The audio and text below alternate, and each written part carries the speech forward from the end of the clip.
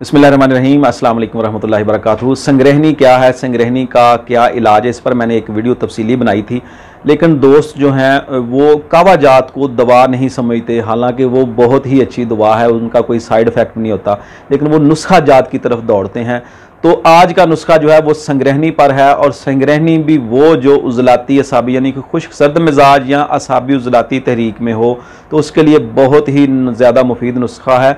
ये तिब्बे मुफरद अज़ा का नुस्खा है, इसको कहते हैं मुकव्वी मैदा व अमा।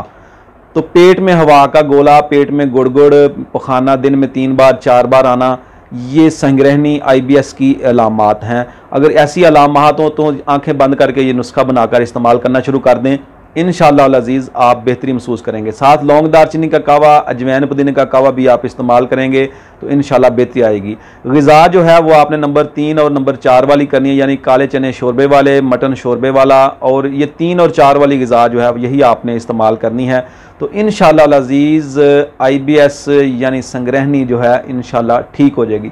नुस्खा बताने से पहले मेरी आपसे गुजारिश है कि चैनल को सब्सक्राइब कर लें और साथ बेल आइकन के बटन को भी प्रेस कर लें, ताकि आपको नई आने वाली मज़ीद वीडियो जो हैं वो आपको टाइम पर और बर वक्त मिल सकें। चलें नाज़रीन कराम, नुस्खा नोट कर लें।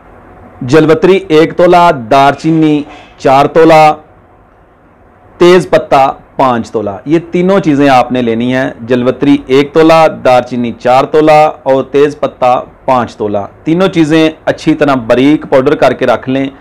सुबह दोपहर शाम 3 बार 4 बार निसफ ग्राम से 1 ग्राम तक जो आप है वो कावा के साथ ही इस्तेमाल कर लें, या नीम गर्म पानी के साथ इस्तेमाल करें। ग़िज़ाई परहेज़ करें, इंशाल्लाह आपका मैदा भरपूर और बेहतरीन वर्किंग करेगा, भूख बेहतर हो जाएगी, IBS की अलामात ठीक हो जाएंगी। पेट में गुड़गुड़, पेट में जो 3-4 मोशन आते हैं इंशाल्लाह वो ठीक हो जाएंगे।